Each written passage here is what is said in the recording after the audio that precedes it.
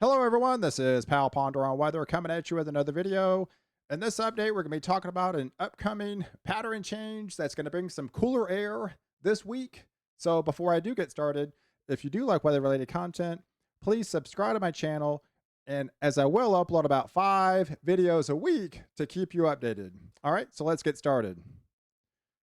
So let's first of all start off with the overall teleconnections. This is the NAO, otherwise known as the North Atlantic Oscillation. And we've actually got some blocking going on in Canada this week, and allow some of that cooler air. Have to modify that because it is April now, so more or less cooler air coming into the United States around the first week of April, and it predominantly turns negative and stays negative for a good chunk of the first week of April, as well as the AO, which is the Arctic Oscillation. Now, this Arctic Oscillation is a rarity because it only actually turned negative about 8 times the entire winter. And so it actually turns negative this week, at least for a couple days. And like I said, that's going to allow some of that colder air to come down into the U.S. and bring some below average temperatures for the southeast, which would be a welcome sight. Now, and obviously the Eastern Pacific Oscillation, otherwise known as the EPO, also goes negative for the first week in April. So all the teleconnections are aligning for some cooler air to start funneling into the U.S.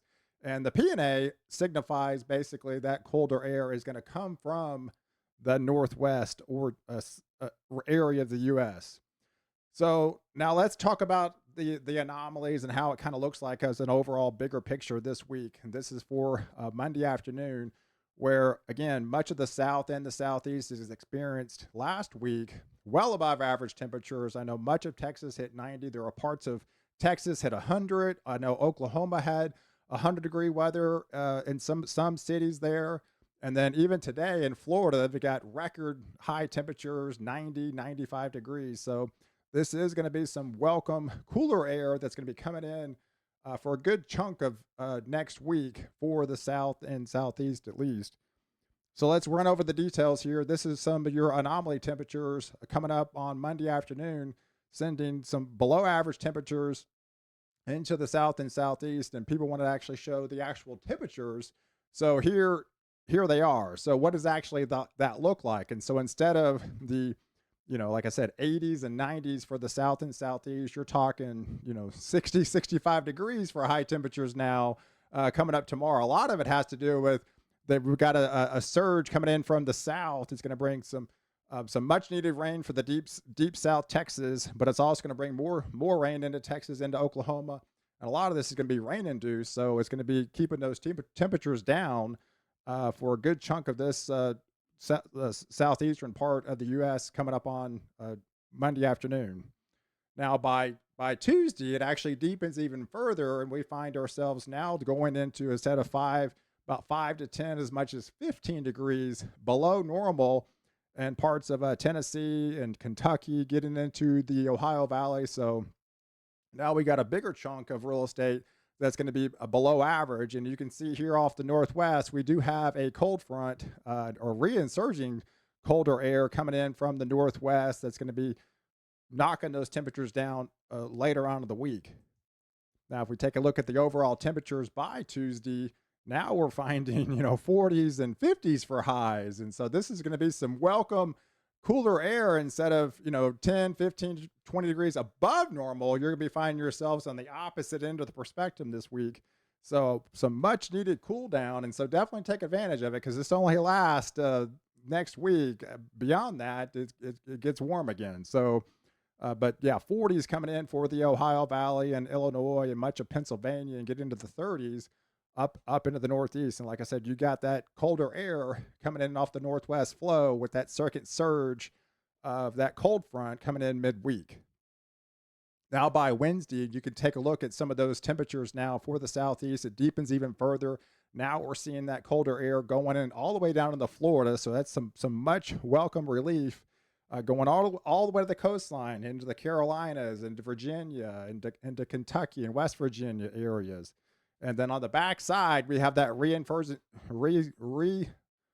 surge of colder air coming off that cold front off the northwest, bringing in below average temperatures for Oregon and Washington and Idaho. And now we're talking 20 degrees below normal in Montana. So this is a pretty good shot of colder air for the first week in April. Now, what does that look like as far as temperature goes on Wednesday? Yes, these are 20s for highs. So this is definitely a pretty good cold snap coming that's on the way. Like I said, it tries to modify out ahead of this next cold front, but modifying is still, these average temperatures are probably like mid 70s now. So this is still below average, and these well below average temperatures start to keep hanging on for the southeast, even for Thursday. Now, if we take a look at the actual temperatures for Thursday afternoon, we can see that colder air, this below average temperatures hanging on for to the southeast, but we got that reinsurging surge that's going to be coming in for the middle of the week with well below average temperatures.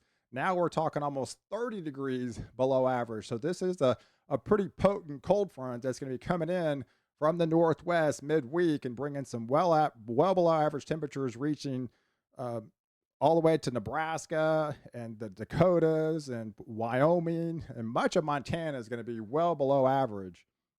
Now, what does that look like as far as temperatures? Now we're talking closer to 20 degrees for a high temperature. Can you believe that? We're talking April 3rd here, and we're talking a high temperature for about 20 degrees. So that is some definitely cold air, even for this time at the time of the year. And like I said, it does try to modify out ahead of it, but modifying is 70 degrees. So that's going to feel really nice coming up for Thursday, and much of Texas, and 60s hanging on for the southeast. So this is some welcome cooler air. So definitely take advantage of it, because like I said, it's only going to last until this week. But so the second week in April looks to return to those well above average temperatures for your anomalies for the southeast. So now let's take a look for Friday afternoon and what that actually looks like as far as temperatures. And that colder air funnels deeper into Nebraska. Now we're talking going into Kansas, getting into Oklahoma, getting into parts of Texas. So with well below average surge in temperatures. So this will creep into Iowa and then Minnesota this week. So this is bringing a good chunk of real estate with below average temperatures by the end of the week coming up. And by Friday afternoon, you can kind of see that surge of what that actually looks like as far as temperature goes. And even some of these temperatures dip down to the 20s and 30s for highs in parts of Colorado.